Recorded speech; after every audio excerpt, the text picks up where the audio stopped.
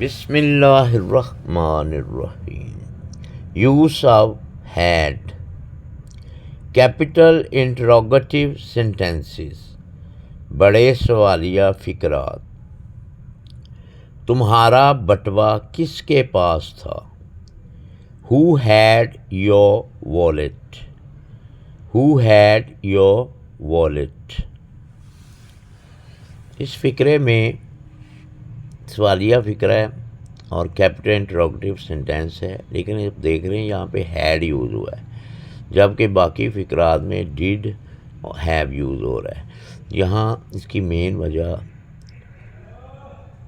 तुम्हारा बटवा किसके पास है। इस फ़िक्रे में सब्जेक्ट नहीं है, उसी के बारे में पूछा जा रहा है कि फ़ाइल कौन है, काम करने वाला कौन है। तो ऐसे फ़िक्रे में हम हु लगाते हैं, हु का इस्तेमाल होता है और सब्जेक्ट नहीं होता यहाँ, तो हु के फ़ौरन बाद फिर हैड यूज़ होता है। जबकि दीगर सेंटेंसेस में चूँकि सब्जेक्ट होता है इसलिए हम डिड सब्जेक्ट से पहले लगाते हैं। तो ये इस बात का ख्याल रखें, जैसे जब जितने भी ऐसे फ़िक्रे आएंगे जिसमें हु का इस्तेमाल होगा वहाँ हु के फ़ौरन बाद हेल्पिंग वर्ब आएगा, जैसे यहाँ पे हैड आया है, हु हैड। तुम्हारी इतनी मजबूत राय क्यों थी? Why did you have such a strong opinion? Why did you have such a strong opinion? तो इस फ़िक्रे में देखें वाई के बाद डिड इसलिए इस्तेमाल किया गया चूँकि इसके बाद इस फ़िक्रे में तुम्हारी यू सब्जेक्ट है। तो जब सब्जेक्ट होगा सब्जेक्ट से पहले हम डिड लगाएंगे और डिड से पहले हम कैपिटल इंटरोगेटिव वर्ड जो कि वाई है वो लगाएंगे।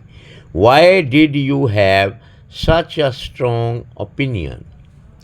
उसे ये मसला पहली बार कब हुआ था?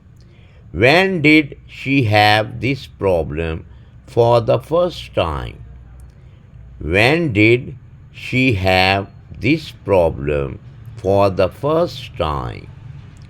तो इस फ़िक्रे में भी आप देखें हमने सब्जेक्ट उसे है, ही या शी है, तो शी से पहले हमने डिड लगाया और डिड से पहले हम कैपिटल इंट्रोगेटिव वर्ड जो कि व्हेन है वो लगाएंगे।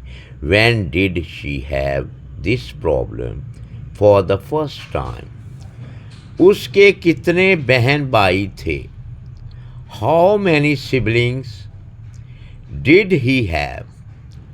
How many siblings did he have? उस वक्त तुम्हें इतने ज़्यादा मसाइल क्यों थे? Why did you have so many problems at that time? Why did you have so many problems at that time? उसके पास इतने ज़्यादा कपड़े कैसे थे? इस फ़िक्रे की इंग्लिश ट्रांसलेशन आप खुद करें और अगली वीडियो में इसकी ट्रांसलेशन देखें।